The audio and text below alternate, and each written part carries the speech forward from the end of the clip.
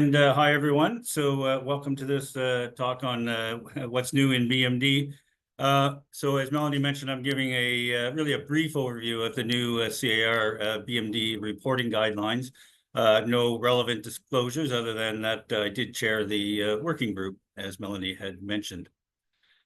So a little bit of perspective. This is the guideline that we developed, and the point to be made is that this is an update of the 2013 CAR BMD technical standard, which was a very thorough document. We did not undertake a complete revision. We did not create a standalone document on BMD reporting, but rather we selected some specific topics that we felt should be at least discussed and potentially updated, and we issued those. So the new document really is to be read in conjunction with the 2013 technical standard. But very important to point out this, even together, this is not all you need to know about BMD. There's a lot to it, a lot more than many people think. So these are not a substitute for thorough training in bone density in residency and in ongoing continuing medical education. So with that in mind, I will point this out before we get going. We, the Canadian panel of the International Society for Clinical Densitometry, are putting on a quality bone densitometry course in Montreal in early April. Dr. Leslie, myself, several others. It's a 2-day course for technologists, a 1-day course for physicians on the Sunday.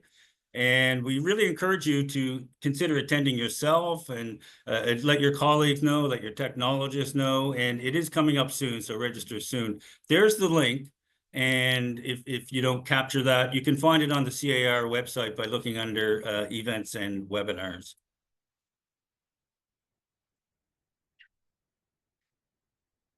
So let's review some of the items that we covered in the guidelines. Fracture risk tool. Well, this is what Bill Leslie is going to speak about in a moment, so I won't dwell on that, other than to point out that we permit both FRAX and CAROC, and ultimately made this statement that the working group encourages facilities to consider transitioning to FRAX. So both are still permitted, but we encourage folks to consider transitioning, and Bill will show you lots of great information as to why you should do that.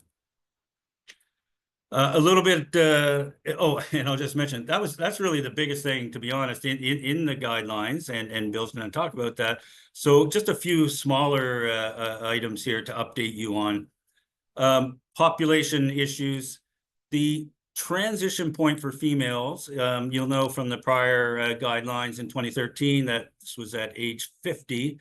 The landscape has changed a bit. People are now recommending sort of transitioning from the reporting of younger people to fracture risk and whatnot at post-menopausal. So this is consistent with the Osteoporosis Canada guidelines. They updated their guidelines in 2023. And for reporting diagnostic categories, Z-scores and T-scores, it's also consistent with ISCD. But we acknowledge that if you don't collect accurate information on whether the patient is truly perimenopausal or postmenopausal, you can continue to use age 50. And for males, of course, it remains at age 50. So that's for females. For males, we have changed this a little bit. For those of you that have sort of strictly followed the 2013 CAR guideline, you know, it was a bit complex for males. The database used to obtain the T-score was the female database for fracture risk, which is as it has to be. But the database used for the T-score for diagnostic category was males. And this meant that males had to be processed twice. So it was always, sorry, might be covering my screen there. So this was always a little bit of extra work, but we've changed that in the new guideline. So the fracture risk approach is unchanged. You still have to use a female database for T-score, but for the diagnostic category, you now use the female database as well. So the bottom line, males are processed only once now as females.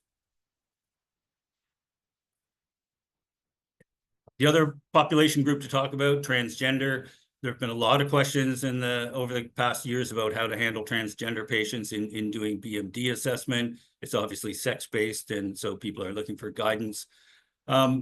So there are some potential approaches that you can use. One, your referring specialist may specify which sex this patient should be analyzed as. Your center may have a specific approach, but the point is that in the absence of this, for the average bone mineral density sites such as ours, there's really no way for you to reliably know what you should do. So it's recommended that people get processed as both males and females.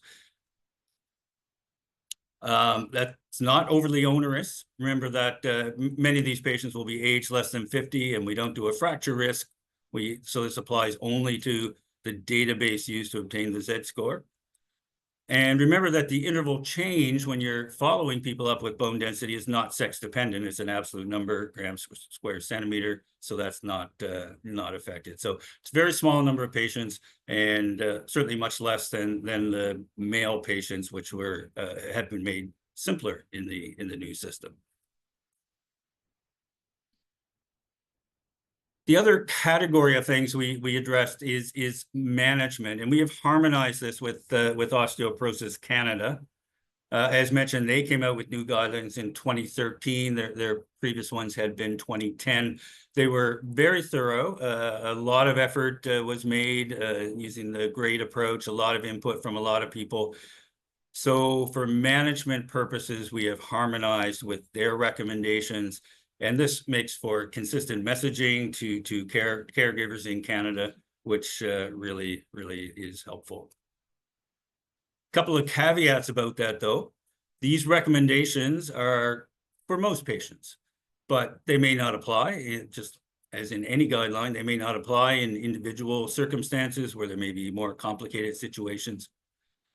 And there may also be local regulations which may override this, either provincial or institutional. And I'm thinking here in terms of the actual indications for BMD and for timing of BMD. So these are good recommendations. These are the Canadian national recommendations, but local issues might potentially override. So we'll look at three aspects of management that they addressed and which we endorsed in our guidelines. The first is the indications for an initial bone mineral density, and they are listed there. And you'll see that the way this is structured, it changes with age. And the intent here is to exclude patients who a priori are at such low risk that there's no point in them even coming for a BMD. So if you're age 50 to 64, you need a couple of risk factors. If you're 65 to 69, you need one risk factor to get in. And if you're greater than 70, that's sufficient indication alone. And these are the risk factors here. They're essentially the FRAX risk factors, which you'll hear more about in a moment. So those are the indications for initial BMD. What about timing of follow-up BMD? And again, this applies to most people, but there may be special circumstances. If pharmacotherapy has been initiated, 3 years, and if pharmacotherapy was not initiated, then varying time periods depending on the fracture risk. This comes from the OC guidelines, which is FRAX-based. In ours, we were able to generate a sort of parallel set of recommendations for CAROC, which was really quite easy for this application.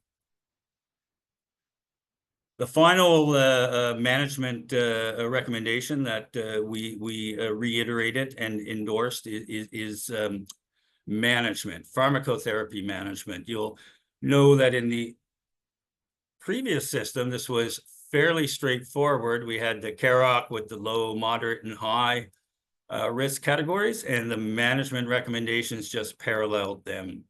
No therapy, consider therapy, do treat.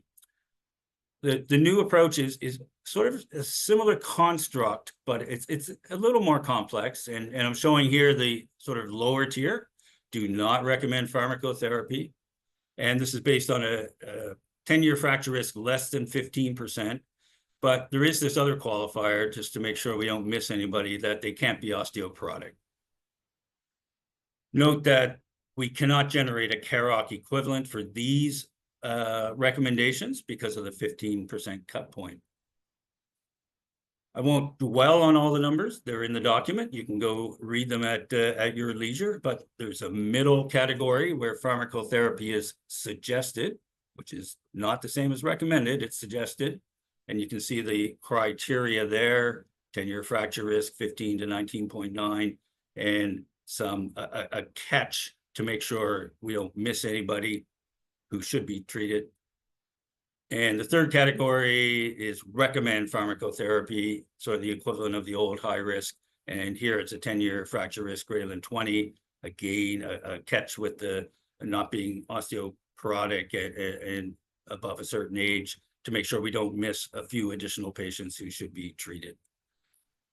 Finally, in the recommend pharmacotherapy, we have our old friends from CAROC, which you're familiar with, that if there's a previous hip or spine fracture or greater or equal than 2 fracture events, then they should be treated.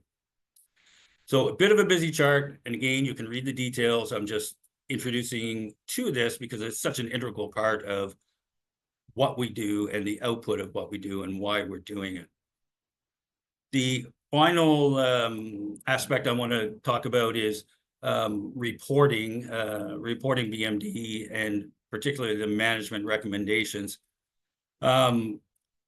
People have done this differently in the past with CAROC, and I'm sure people will do it differently going forward, whether they stay with CAROC or transition to FRAX. But the point being, in a BMD report, we really should have management recommendations. It needn't be you if you're not comfortable making a management recommendation. We're reiterating the national guidelines, so you're not really taking personal responsibility for it. The point being, the whole process of coming in for the bone density and all the work we do around it will be for naught if in the end the care provider doesn't implement the appropriate management recommendations. So we can think of 3 levels of complexity by which you could do this. You could, in your BMD report, simply reference the Osteoporosis Canada guidelines.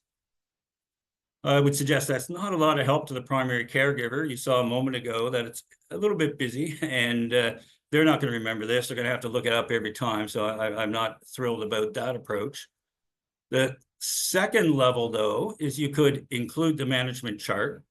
You probably can't cut and paste depending on your IT system, but you could structure this into your reporting template, highlight the fracture risk and the lowest T-score, and the primary care provider can then readily select the appropriate recommendation for treatment.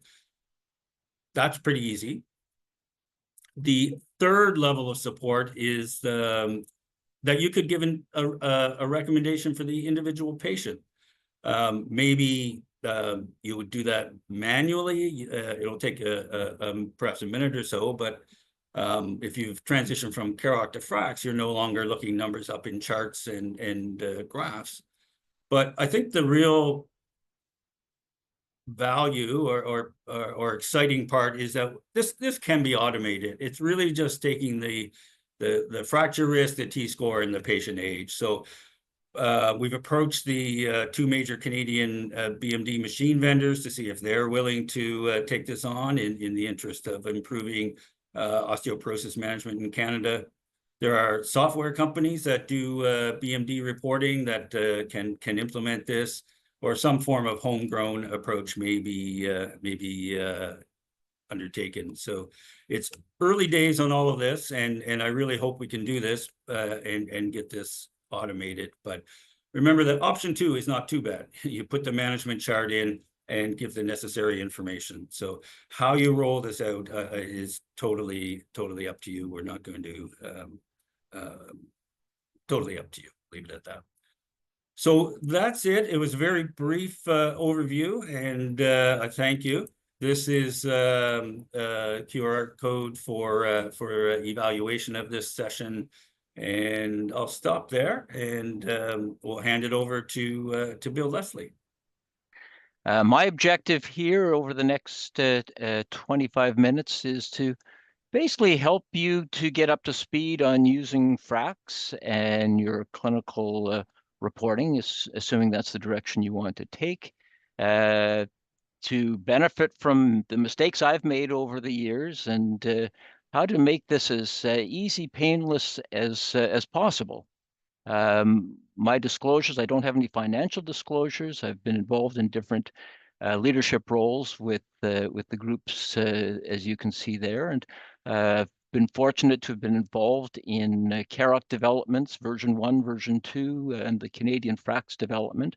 And I certainly serve on the FRAX 2 team. So I'll give you some senses as to where FRAX is going in the future. It's not static, it is still evolving. And because Manitoba was an early adopter of FRAX in 2012, we've built up a fair experience. I've been involved in over 80,000 FRAX-based BMD reports. So you can do this at scale, and don't be scared. It's actually, contrary to what you may have heard, it's not all that more difficult than using CAROC. And in fact, there are some reasons to think it may even now be easier than using CAROC. The whole reason behind this is that we recognize the limitations in a T-score only approach. We know that bone density, and I'm a bone density lover, is a strong predictor of fracture risk. And as your bone density T-score goes from greater than 0 to below minus 3.5, we see an exponential increase in the risk of fracture. And of course, we see that transition from normal to osteopenia to osteoporosis. But there aren't that many people that have extremely low bone densities in the target range we're looking at. The average older individual, female or male tends to be in that dreaded osteopenia range. So if you actually overlay the numbers of fractures in the population, you find that it follows a Bell distribution, which follows the range of typical bone density. So most of the fractures actually occur in individuals who are not strictly osteoporotic, although you can see that even these individuals are at the highest risk. So strategies based upon only identifying and treating a T-score of minus 2.5 or lower really missed a lot of the important high-risk individuals. And so FRAX, which evolved from John Canis, who chaired the original WHO criteria, really has been a life's work for him.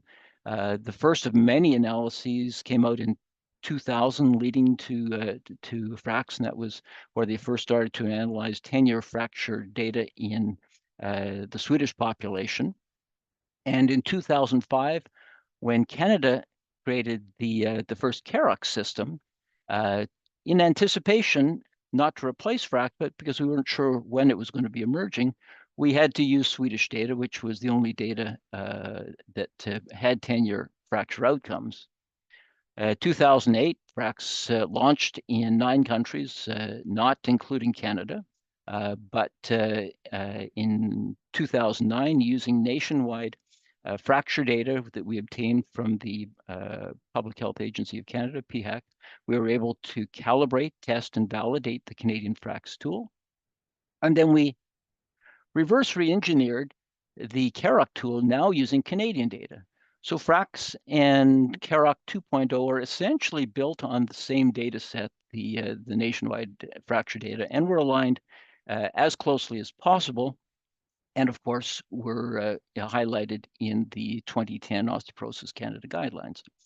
And this just shows that when we test the 10-year fracture outcomes according to prediction, what you predict is what you get. This is full FRAX, and this is CAROC or skinny FRAX if you want. If you predict low risk, you observe a 10-year fracture risk that's less than 10% low. Doesn't matter whether it's CAROC or the full FRAX. If you predict a moderate risk, again, the old language from 2010, you see something between 10 and 20%. If you predict high risk, you observe fracture risk greater than 20%, so high risk. So the two models work, they stratify, and they're appropriately calibrated to the Canadian population. We did as good a job as we could to make sure that these gave the same category agreement for individuals. And they do agree 85 to 90% of the of cases. But of course, people always scratch their head and wonder, what do you do when they disagree, when CAROC and FRAX generate different risk categories? And we'll talk about that in a second. In those individuals that actually had the classical CAROC clinical risk factors, discordance could be as great as 40%. So there was some disagreement that caused some confusion in practice. But in the 2010 clinical guidelines, both were acknowledged, both were recommended for use without saying that one was better or other. But there was an acknowledgement that CAROC was really the only tool that could be readily used nationwide in 2010. And I'll read out the text. The software for Canadian FRAX was not yet widely available on BMD machines, and therefore purposes of BMD reporting, the 2010 CAROC tool is the only system that could be applied on a national basis. This situation may change as FRAX software becomes more widely available. Clinical practitioners need to be aware of the FRAX tool, which allows assessment of risk in the absence of BMD measurement and is more accurate for patients with one or more of the additional risk factors listed above, basically the non-CAROC risk factors. Well, that was 2010. This is 2025. What's changed? Well, in 2010, if you wanted to use FRAX in your BMD reporting practice, you had to enter all the information into a web-based calculator.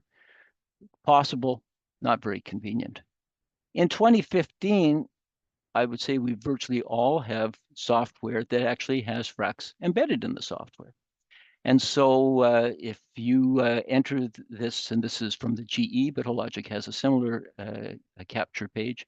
You capture this when the patients come through, the technologists verify it, they enter the information, and the FRAX result is automatically generated for you. It's potentially even easier than CAROC, which currently is not on the DEXA machine, of course. So this gave rise to the statement, as Steve alluded to, that Osteoporosis Canada suggested that rather than a CAROC first, FRAX second approach, that it was time to adopt a FRAX first, CAROC second approach. Not that CAROC isn't bad; it still works as well as it did in 2010, but there are reasons now to see that FRAX is easier to implement and is actually more accurate. So in the interim, we did a large-scale analysis where we looked through a direct comparison of FRAX and CAROC at those 10 to 15% of individuals who were classified differently according to the two tools. It's a very large-scale analysis, over 30,000 individuals. And in all settings, when FRAX or CAROC differed in the risk category, the actual observed 10-year fracture risk more closely aligned with the FRAX tool than the CAROC tool. Well, that's not surprising. It is a more quantitative tool, whereas CAROC is categorical, semi-quantitative. And so it's not surprising that FRAX, which captures more risk factors, would be a bit more accurate in those subset of individuals that have a discordant measurement. So there's advantage to using FRAX over CAROC. If you want to implement FRAX, it's important to understand that it's basically a value effort pyramid. And you're already, if you're doing good quality DEXA, you're doing 50% of the work. You can't do good quality CAROC or good quality FRAX if you're not doing good quality DEXA. And of course, part of doing a DEXA is a hip assessment, which includes the femoral neck, which is part of both of those risk assessment systems. And the data entry automatically captures age, sex, height, and weight, which are needed for the FRAX calculation. So that's, again, that's a gimme for FRAX. The next part is prior fracture steroids. They're in CAROC, they're in FRAX. That takes a fair amount of effort to do well. Reviewing the prior fracture history, verifying that, looking for high-risk fractures is really important. Verifying the high-use steroids is also important. And so I would say that that's 80% of the value and effort already if you're a CAROC practitioner. Going on to basic FRAX, yes, you have to capture a little more information. You have to ask the patient if their parent have fractured their hip. You have to deal with rheumatoid arthritis, which I'll walk you through, smoking and alcohol. A little more effort, a little more value. And then the tip of the pyramid is Frax Plus. Again, for the advanced expert user, and we'll touch on this briefly, little extra value, little extra effort. But you can see that if you're practicing CAROC, you're actually already doing most of the work required to transition to Frax. This gives you some sense as to how important those different risk factors are in Frax. If we take a 70-year-old woman with a t-score of -2.2, her major osteoporotic fracture risk is 12%. If we then add in prior fracture or steroids or parental hip fracture, etc., you can see how much that increments her risk.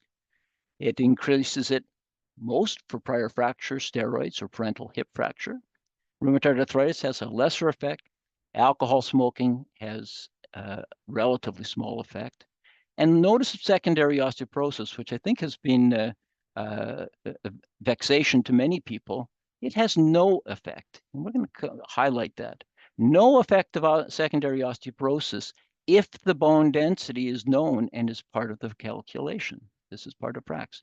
Secondary osteoporosis is assumed to mediate its effect on bone density, and so it only affects the risk calculation when hip bone density is not available.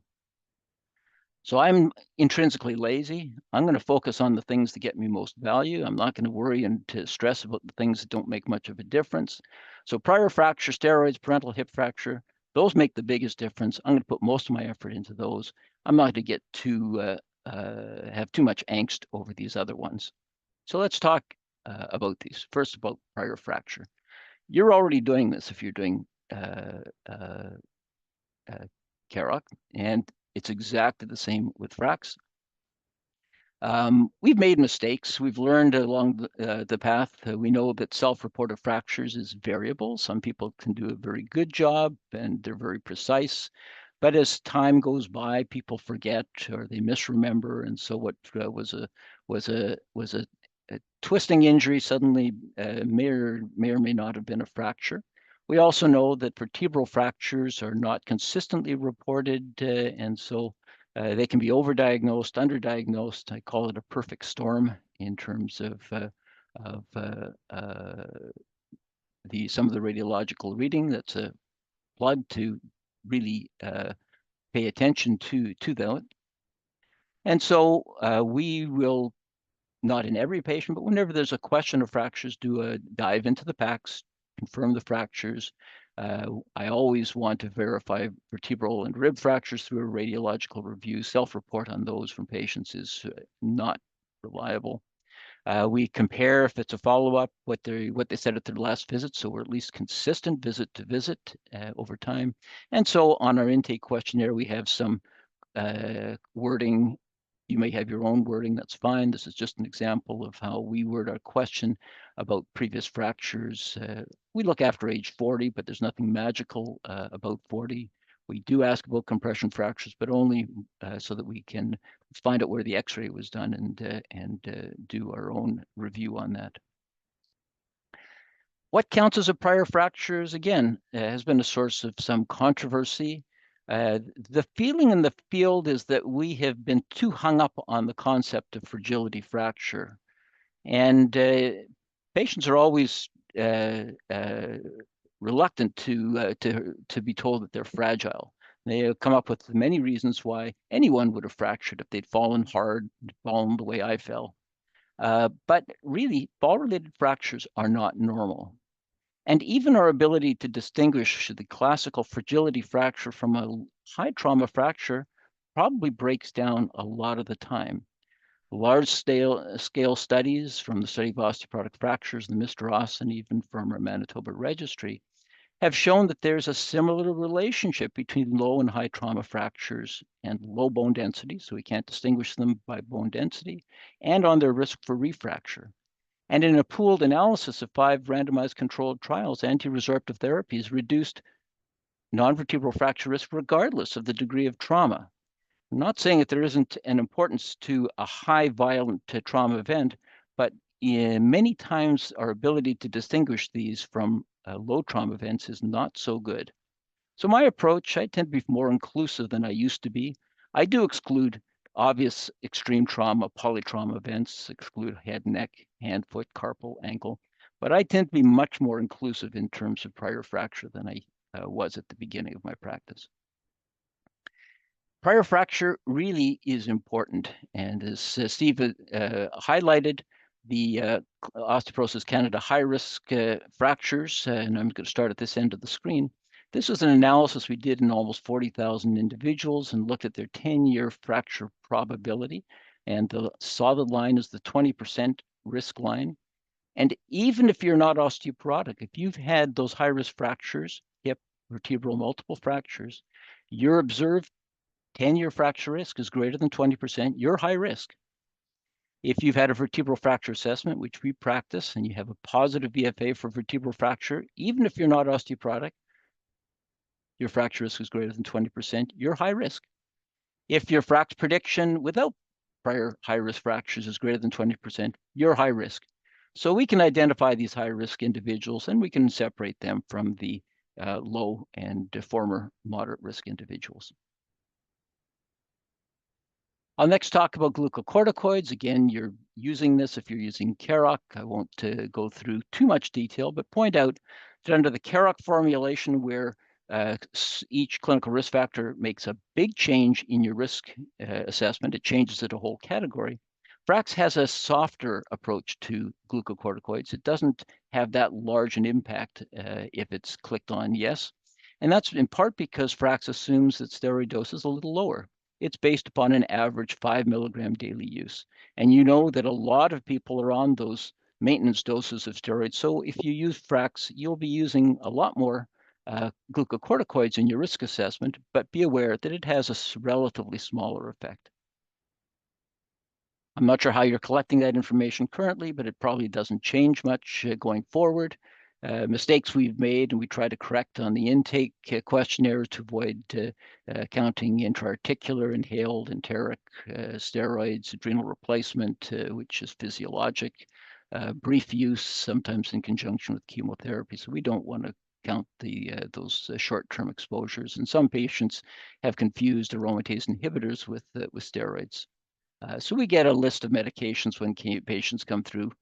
We can verify some of these off an electronic record if necessary, but for the most part, patients have a pretty good sense of what they're taking, and we get them to give us basically their drug cabinet listing when they come through.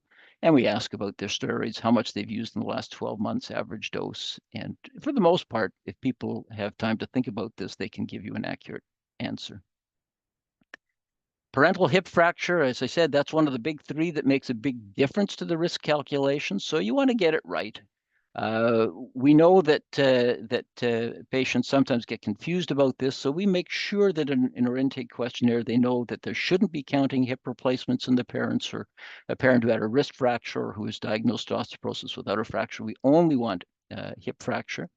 Sometimes the parents fractured their hip because they were in a motor vehicle accident or because it was a pathologic fracture from metastasis, and we capture that, and we don't include that. Or it's an unrelated adopted parent. Again, we don't want to capture that. So again, we compare over time to make sure that we're consistent visit to visit. We ask about the circumstances, the need for surgery, the age of the parent, and this is the wording that we use in our hip fracture question. Did either of your birth parents have surgery for a broken hip? We focus on age 50 to 80 for the reason I'll point in the next slide. And of course, we don't want to be including joint replacements or adopted parents. Now, why that age 80 cutoff is based upon our data. So this is not standard Frax. This is more advanced Frax, I guess. But we were able to link about 250,000 offspring to almost 500,000 of their parents, and look at the parental hip fracture records from hospitalization records going back to 1970. And we saw that if the parent fractured their hip before age 70, that had a large impact on offspring fracture risk, both major as well as hip. Slightly lesser, but still significant if the parent fractured their hip between 70 and 79. But if the parent was very elderly and fractured their hip, it didn't seem to have much of an effect. And because hip fracture in the parent has such a strong effect on the FRAX score, we decided that we would not include this in the calculation if it was after age 50, after age 80. I will point out in the next iteration of FRAX, the weight of parental hip fracture is probably going to be less. And so again, it supports the idea of being a little soft on the parental hip fracture. Rheumatoid arthritis, again, this sometimes can be a little problematic because patients don't have a good understanding of what's rheumatoid versus osteoarthritis versus others, and they will tend to overestimate dramatically rheumatoid arthritis, and sometimes even mix it up with things like polymyalgia rheumatica. But we found that there's a pretty easy way to work around. We just get that list of medications, and if they're not on a remittive or biologic medication for rheumatoid, they either don't have it, or it's so mild it probably doesn't make a difference. It's pretty obvious if somebody comes on methotrexate or one of the biologics, yeah, you've got rheumatoid. We don't really have to fuss about that too much. And so we ask, yes, we want to know from the patient whether they think they've got diagnosed and treated rheumatoid. But again, the medications make it much easier to sort these out. Smoking and alcohol, again, remember these have very small effects on the FRAX score, so you don't really need to overthink this. Smoking, yeah, we look for people who are regular daily smokers. We don't care about the social weekend or once in a brief moon smoker.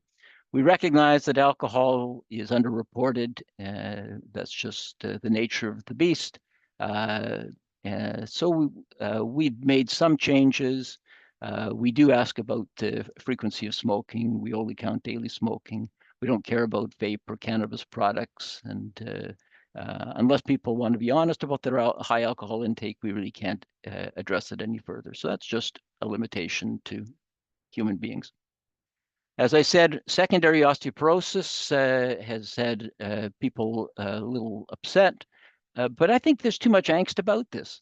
It only makes a difference when hip bone density cannot be assessed, and that's relatively infrequent.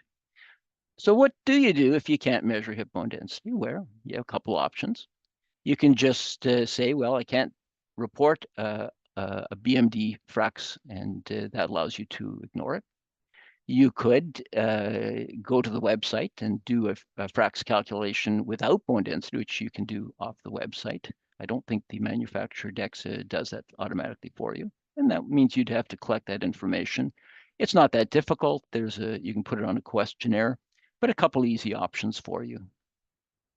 So our workflow starts with intake, getting good quality information from the patient. We send this out a few weeks before their visit, asking about the FRAX risk factors, medications, and other things that we need to know. Technologist verifies it and cross-checks it with patients, get additional information as needed. Physician looks at it as well and checks with the technologist if there are any questions. So it's a bi-directional, but typically a simple right to left flow. And then all the information is input and the FRAX pops out and it goes into your report. FRAX Plus, which is advanced FRAX, I won't talk about. It's something that's available. It's a pay per use, unfortunately. You can access it through a browser, and it allows you to adjust for site and recency of osteoporotic fractures, dose of steroid, diabetes, lumbar spine bone density, trabecular bone score, falls history, hip axis length. I do use some of these. In fact, in our routine practice, we do adjust based upon steroid dose, diabetes, spine BMD, trabecular bone score. So it is doable in a high volume, high throughput practice, but does require some additional work. Take a deep breath. FRAX 2 is coming. It's going to look, it may look a little different than the former FRAX. It's based upon a mammoth data set, over 2 million participants, 20 million person years of follow-up, over 100,000 major osteoporotic fractures verified, and this comes from 64 cohorts. What is it going to look like? Well, we're still doing the meta-analyses, and so I'll start by saying that the risk factors are probably going to be refreshed. All the old risk factors are going to be new again with and based upon more robust data sets, but probably they'll still be there. Candidates for inclusion in the new FRACs are falls and diabetes, but that's not been done. So stay tuned, and there will be simple ways to capture this. We've shown that we can do both of these in our clinical practice without any real extra work. So I'll finish off. Quality BMD reporting is a quest. It's not a destination. We're always trying to improve and do better. Good is good enough. Don't agonize. Nothing is perfect. If you have good standard operating procedures and good technologist staff, that covers 95% of the cases. There are unusual cases, and in those, clinical judgment always prevails. And my approach is, when in doubt, leave it out in terms of the risk calculation. If I spoke too quickly, or if you want more information, this is all summarized in an article in CARJ that I co-wrote with Suzanne Morin and Steve Burrell, so that's available. Just came out in publication. And again, I want to plug the upcoming ISCD course, and hope to see you there. And that's it. Looking forward to some discussion time.